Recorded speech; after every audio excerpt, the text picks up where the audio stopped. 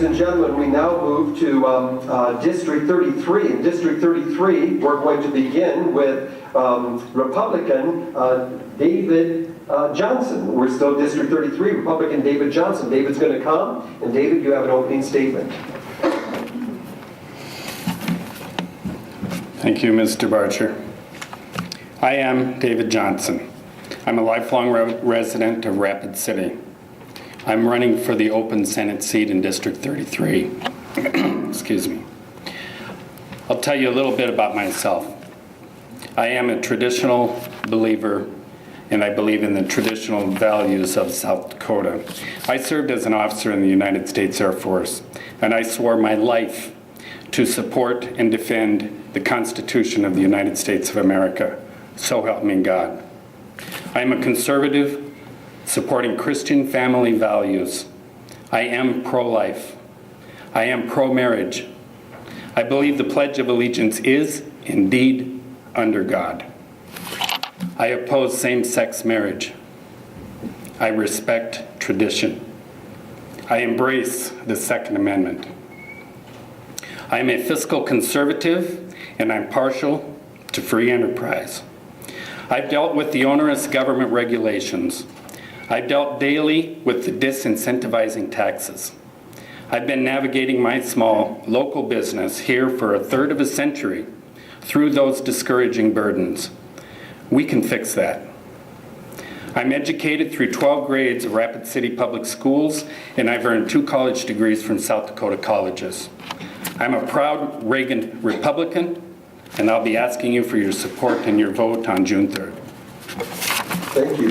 First question for David. What is the basis of your moral compass, and how will that influence what you decide is best for your constituents and the citizens of South Dakota? Thank you again. And my first note here says take a deep breath, because I'm new at this. The basis of my moral compass is my upbringing by my parents.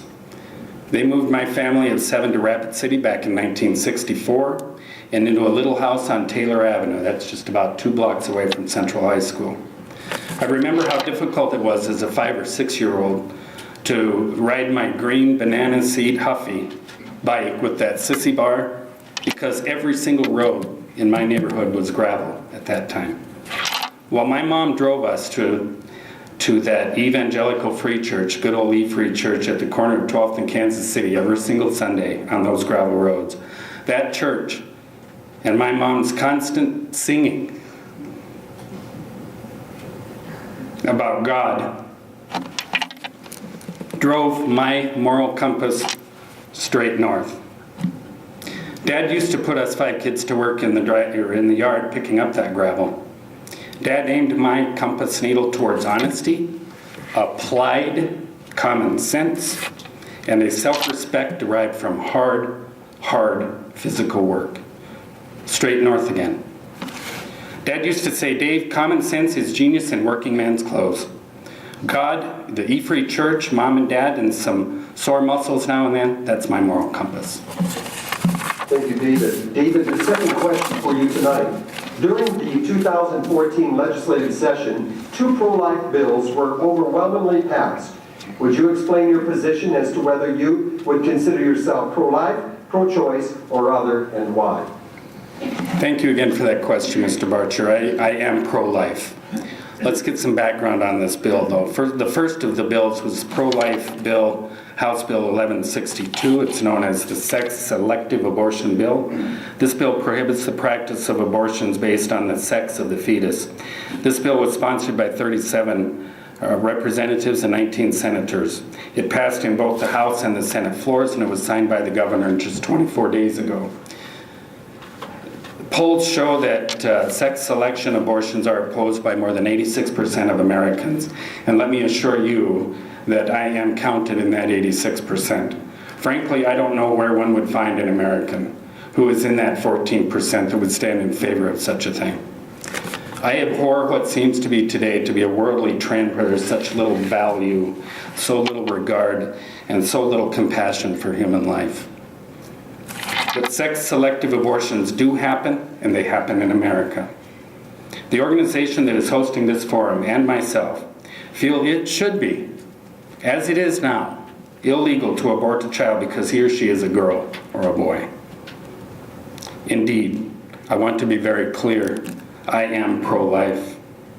As stated earlier, I was raised under Christian moral values and beliefs of the E-Free Church at 12th and Kansas City. Those values, along with the values instilled in me by my parents, are my foundation. I look back on my childhood frequently.